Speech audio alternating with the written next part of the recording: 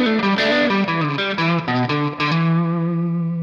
dear friends, it's great to see you. In case we haven't met before, I'm Stephen Clements, a writer, a gamer, and an enjoyer of big brain activities in general. On this channel, I perform dramatic story readings, I provide role-playing game and movie reviews, and I get to talk to interesting people. And welcome back to another episode where I get to talk to an interesting person who is foundational to the creation of the world's most famous role-playing game, Dungeons & Dragons, and I'm talking about Ernest Gary Gygax Jr., or Ernie Gygax, first son of Gary Gygax, the founder of TSR and the man who changed history. And you know, I'm not really that off in that description, and as time may tell, I may be exactly on the money with it. So in our last episode, Ernie related some unflattering episodes from his own history and some less pleasant parts of his dad's personality. So in this episode, Ernie wants to give us more balance. Show us more of what his dad was like as a father, the playful side of him. And what a fantastic fisherman he was. And along the way, we talk a lot about candy, the kind of TV that Ernie watched when he was growing up, and three topics that are inextricably linked: safe-cracking, kittens, and terrorism. Don't fact check that, but I'm pretty sure that's the case to this day. So from the array of topics I've mentioned so far, I think you can tell this is going to be a fun show. I enjoyed it. I hope you do too. So last session, we took a diversion from the two-story Center Street house and I think a little bit of the Brown house to Florida, and now back. The Florida, the Florida we can skip on for a bit, but let me go back because I suddenly started thinking that was only showing a poor face for both he and I at one point, and maybe that'll be good, but let's put it in context. So what I do remember a lot with my father is that when he would come back from work, he would like to spend time with the family. He demanded that we sit at the table and be polite, eat all of our food, don't take something if you're not going to eat it, and wait until you're excused, which is a very hard thing as children. Yeah, it is.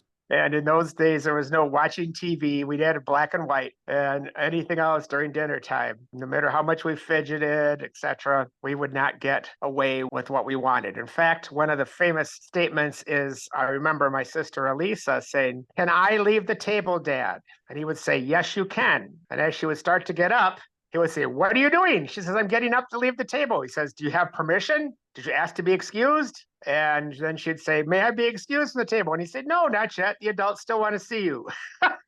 So he played the may versus can card on her. That I hate language is important. And so it's a little bit against what you'd call the street languages now, because it's trying to emphasize the power of words and their individual meaning rather than just a broad paintbrush.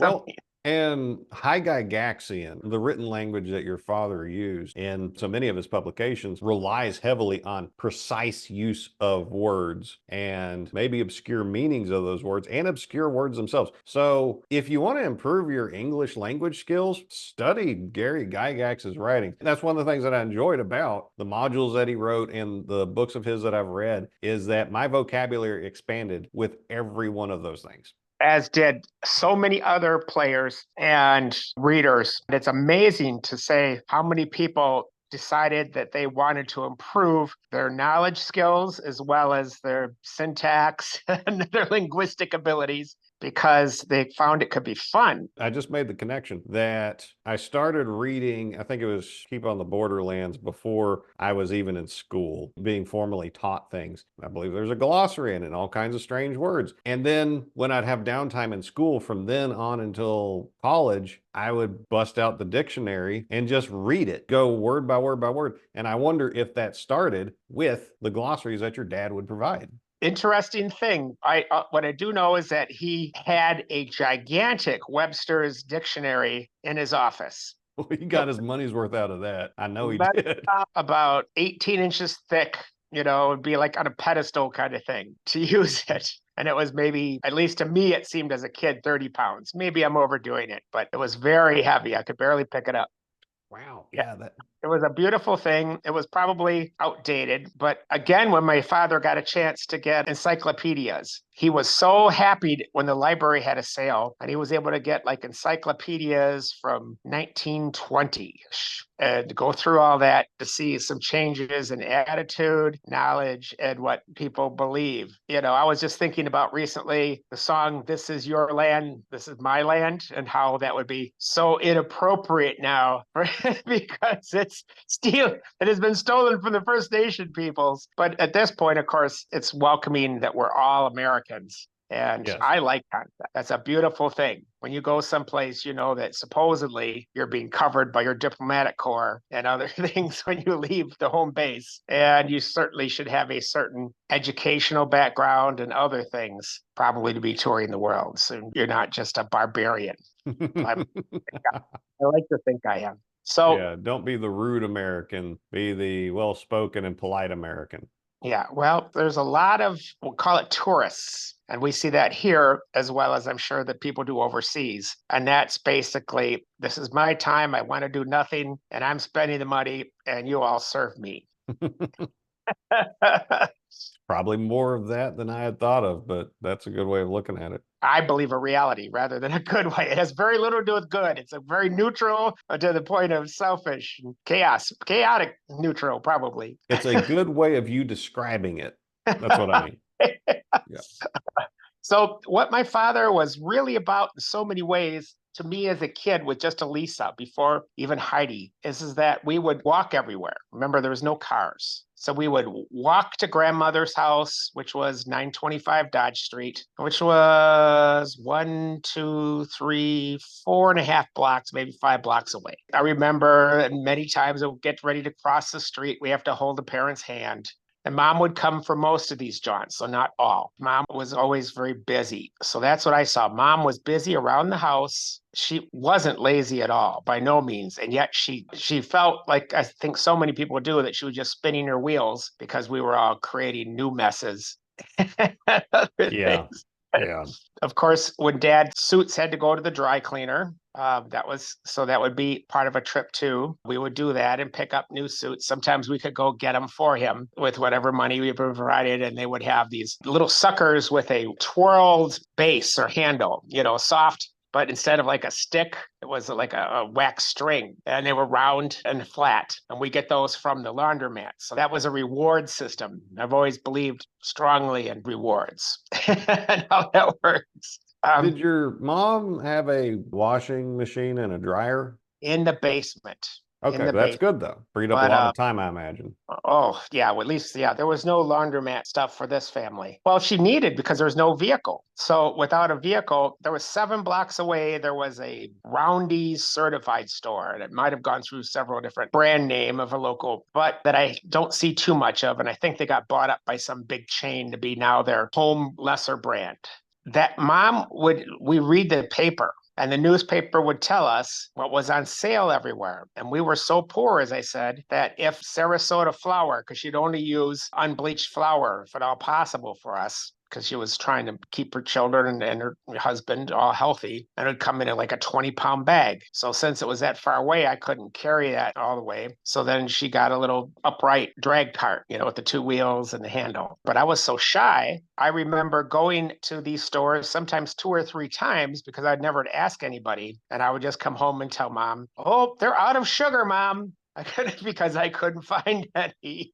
And she said, "Did you ask anybody?" Well, no, no, no, no. She says, "No, go and ask." And I probably wouldn't and go back and I'd look again and come back. And then she'd get out the phone and dial the phone and call up. And then she would say, "Okay, I'm sending my son again. And could you have it ready by the front so that he could, and then it'd be like, oh, I'm so embarrassed." So that sort of thing I could go more often and sometimes with my sister, but Elisa's a couple years younger and she was more handy around the home. Though we all had chores, like vacuuming was a lot for me. We had an Electrolux, which was a floor vacuum that actually had wheels instead of metal runners, I think. So it was just maybe a 50s product instead of the 40s and stuff. And it would constantly blow out its plug. You see these black boom and this powderish like look, and I have to go inside and unscrew it and then take the wires and cut them down again to the wires, then screw them back on the screws. And that would work, maybe a week or two before bam.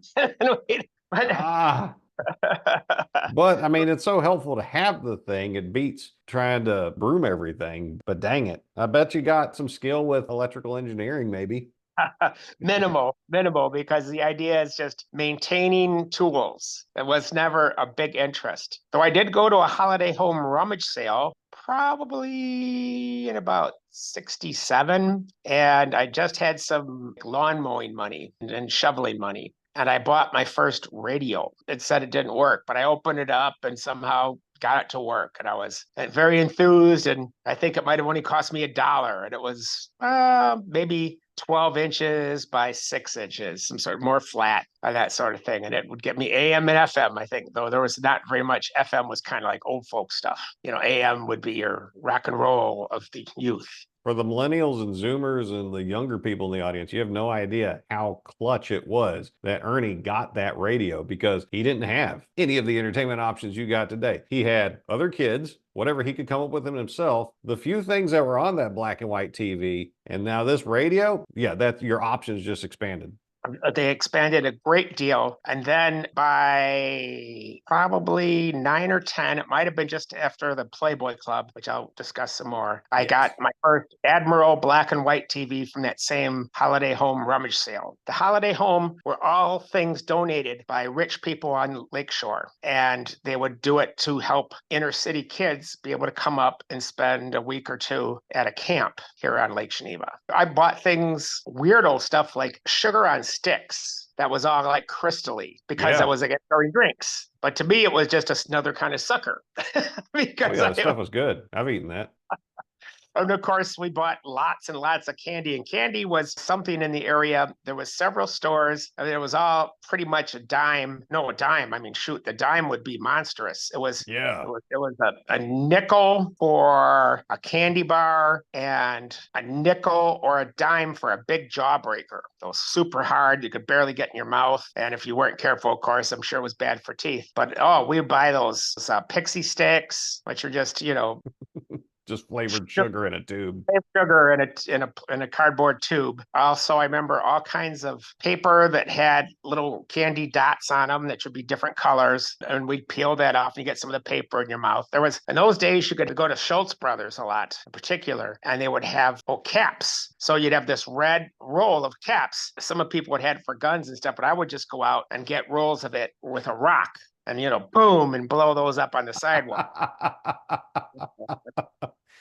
So the the circular piece of paper with all the individual pop little blasting caps, you just went and smashed it with Well, I would lay it out in strips and just okay. So you would do them, but sometimes we would do it by hitting the whole bunch, try to get a whole bunch, and then you have to go through and get the ones you missed. That was kind of fun. That seems very Ernie the Barbarian in its sensibilities. But if you can't afford the pop gun, you still enjoyed the pop. Oh, and speaking of soda pop, the only way we were able to afford it was to have Kool-Aid stands. So that was about the time that Heidi would pop up. And we would sell Kool-Aid, I think, for a nickel a glass. Mom provided the sugar, so that was incredibly cool. And a Kool-Aid packet was just a nickel. So in no time at all, we'd be rolling in, maybe having $3 or something from this, spending a couple hours outside on Center Street. And then we could go get real soda pop. I remember when that used to get you something. Wow. So what kind of soda was most available, or that you like to drink the most back then? It was what I could afford. So sometimes it was Graf Swiss Cream, Great Crush, tall Pepsi in returnable bottles, and some root beer. But again, with a lot of these, the flavors like Graf's and other stuff were actually tasty.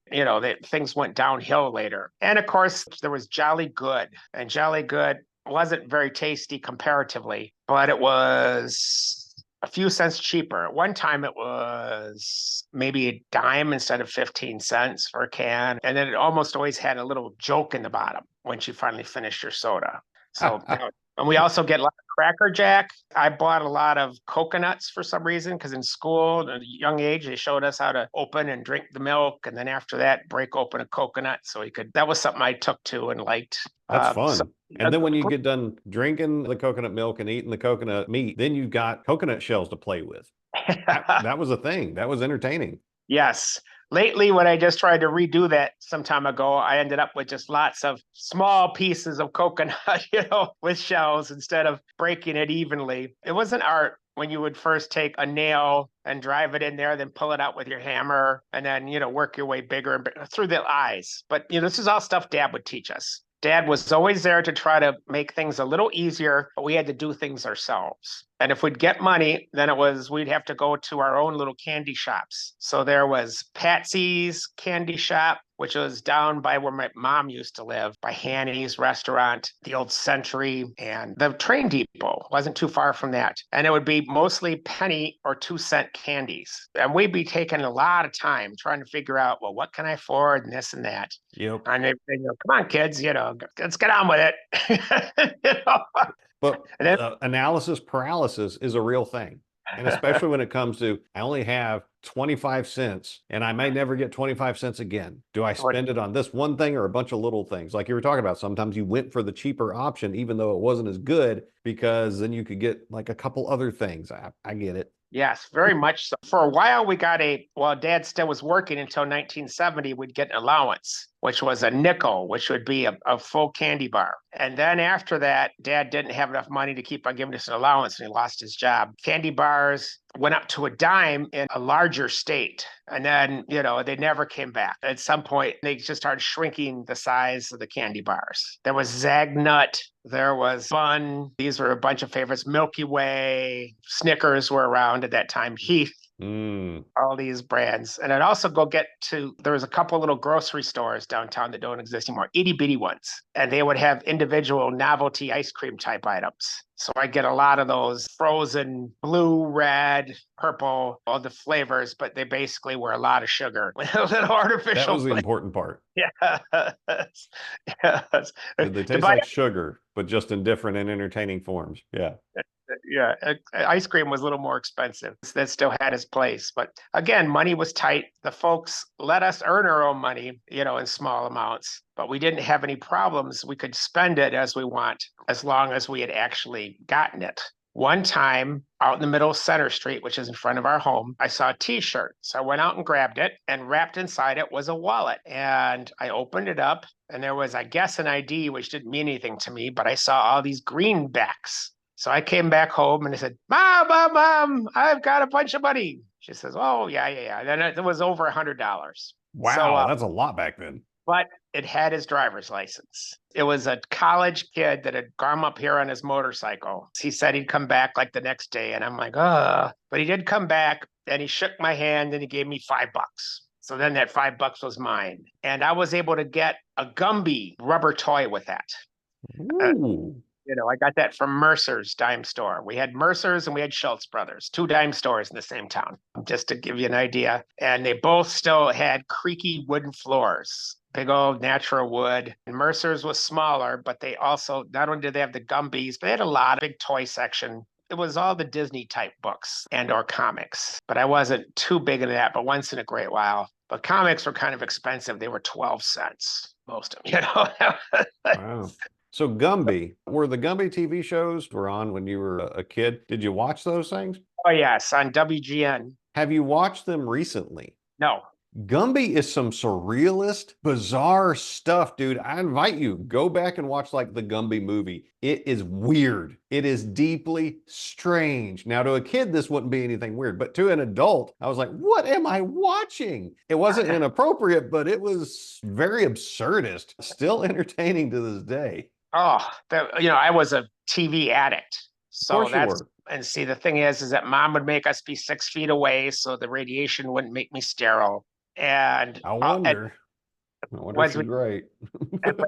Kids, then it became real difficult because it wasn't always my TV. So then I'd start getting up earlier on weekends to watch Flash Gordon. There was some sort of horrible Lutheran show, but it had a dog and a puppet guy that would walk around. And, there was all kinds of things I watched. And I even watched Casper the Friendly Ghost. And then when my dad got involved on Saturdays, we couldn't watch that because there was Sugar Crisp. It was so high. And it was, a cereal brand that had done Sugar Bear. And now I think it's Golden Bear if you get can't get enough of that sugar crisp. It keeps me going strong. Man, their marketing worked on you. You can still belt out the jingle all these years later. We had the Oscar Mayer Wiener car come through town often, and That must have been exciting. they would throw little plastic wiener whistles out the back at us or out to the side of the street. So we'd scoop these up and we'd go, that was, and oh, that was fantastic. And that was about the same time as coconuts. So that got me to really think about Oscar Mayer, even though, like I said, my grandfather, when he dated one of the girls, found out that Oscar Mayer the old guy was a horrible man that just had done terrible things. I think I brought up before. Yeah. To that point, if they got sick in his place or lost a finger, it's like, well, you're out of a job instead of compensating. Dad would take us down to the lake and walk us to the lake shore. He would give us piggyback and elephant back rides. So sometimes there'd be Elisa on his back and I on his head with my legs wrapped around his head. And he'd go around stomping as he goes, as he was like acting like he was. And I remember jumping on the stones going, I'm the grasshopper of the sea. Because there was the tuna fish ads all the time where it's, the chicken of the sea or the sea. Well, I was a tuna fish, I was the grasshopper. Grasshopper. So I was jumping from stone to stone on the lake shore. The stones don't exist anymore, where they do a little bit more, but they blocked it off more with some sort of cementy stuff. And there was mint growing down there, and Dad would pick mint and bring it for homemade iced tea. They would set it out with sugar and such and let it sit outside in the sun for a long time after it already made it. There was certain things that we'd learned from grandmother in the old school, because our family came here in the 1800s, the Burdicks, not my dad's family, but that's his mom's side of the family. So he did all that kind of wonderful stuff. One day walking back from there, we stopped at a house across from Denison Central School, and they had a bunch of kittens playing there. So those were our first cats, because we picked up 2 cats. And it was Sprinkle Nose and Tom. And there was a lot of fun with them, amongst many other things. But they grew up and spent most of their lives with us until Sprinkle Nose disappeared one day. And Tom was always sick from eating mice and other things and getting worms. So Mom sent him out to a farmer that I didn't know about. And then a couple weeks later, I say, Mom, the cat's back. She says, oh, Sprinkle Nose is back. I go, no, it's Tom. And she was like, so they had to keep him for a while longer before he disgraced himself so much that she had to get rid of him again. It drove me crazy, but she was, all that. So Mom wasn't quite as soft as she is. So I'm just trying to paint the whole picture of a childhood. Oh, we went fishing once in a while, but of course there's no boat. So we just go down to the Riviera where my dad's die brick is, 20-sided die. And we go down there fishing, and Dad would drown a lot of worms. And occasionally we'd catch a perch, several bluegills, and some rock bass. But Dad never caught any big fish until he finally got this big smallmouth bass. And he got it in the stringer, and it's still swimming there in the water in the stringer. And Lisa's there with me. And she just, little Lisa, she says, oh, Daddy, that's a cute fishy. That's a cute fishy, Daddy. And he says, yes, I'm very proud. This is going to be a delicious fish. And and I'm going to, and she says, Daddy, put the fishy back. Daddy, please put the fishy back. And he finally did. He released his only big fish ever that we saw because his little darling daughter. So, I mean, when I try to talk about my dad and other things, there's a complexity. Everybody's not all white. Everybody's not all black. There's heartstrings. There's selfishness. Life is very different from the movies that way. Yeah. And, role-playing games, they often have like an alignment system, but that's not a complete straitjacket in every way, because good people can be jerks too. Bad people can be nice too. Just depends on when and why. So yeah, we're the same. And you know what, if you're really going deep into your role playing, your characters could be as complex as yourself. And a lot of people have sterling qualities right next to abysmal qualities. So it's all fair in painting the full picture of the man. Yes, we haven't even gotten yet to the Rob Kuntz era, but there's still a little bit more to think of with all this. That'd be like when I was 9, but so I guess, but there's still, I'm sure, lots of things. But the childhood is filling in. I've already talked about leaves and marshmallows and burning stuff and playing getting to go into the plumber's barn next to us. And he let me play with his safe all the time for endless hours trying to get it open. And finally I got it open because he promised me reward, and he gave me $5, but it was all in pennies and nickels. So, Hey, but that's $5. that's $5. Yeah, he was shocked that I got his safe open. But I mean, I spent a lot of time in my ear on that, just playing and playing and playing. So you, on your own, just transfixed for hours. Was it hours or days? It was several days. You just dead reckoned your way into getting into a safe. And I don't imagine your dad had taught you safe cracking skills at that point. It was just you figuring out. No, that was not it. And later on, I was able to open a master padlock that same way by listening and looking. And then at some point, when I couldn't remember the combination, I took off the back, and then I was able to figure out how things worked. And so that was fun. So yeah, that's not a primary interest. And of course, like anything else, once that's done, you go on to something different. And rather than becoming proficient at something, I was more of someone who stirred the pot looking for a new item to interest me. Someday I'd be playing with one group of kids. The next week, I could be throwing rocks at my other friends with another gang of kids. And we got slingshots, but we would ride on my first bicycle. But there was a section in there where I was riding around with a bunch of hoodlums, maybe 4 or 5 of us, shooting mostly girls and little old ladies with our BBs, with our slingshots. Terrorists, all of us. Bad kids. What's come of America when that's happening? Oh, that's terrible. Real strange. They're not like us. So you have to, what do you do when there's something you don't understand? You shoot it. So these slingshots, were these like the wooden Ys? No, they were no? And you'd open up the top right in the U, and that's where you'd pour all your BBs into. So I'd have to go buy little tubes of BBs. And it had a pretty good pull. It was definitely not one of these where you could kill squirrels and things. Oh, okay. The regular hardware stores would have them. I think that this is a terrible idea for young Ernie to have one of those things.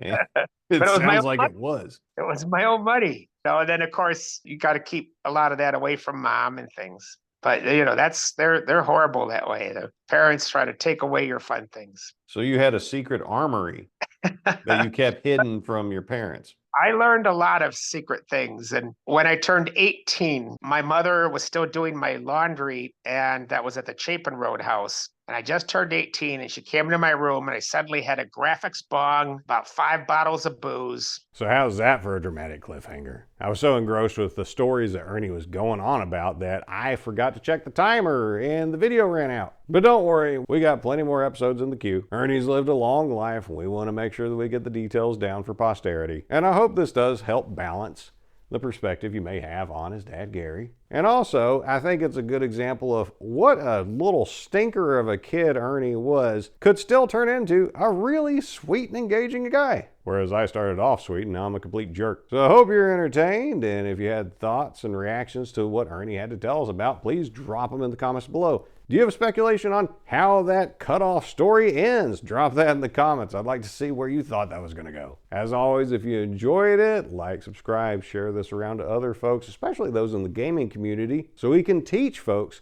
about the people who created the game that we love. And my dear, dear friends, that's what I got for now. Wherever you are, I wish you nothing but the best.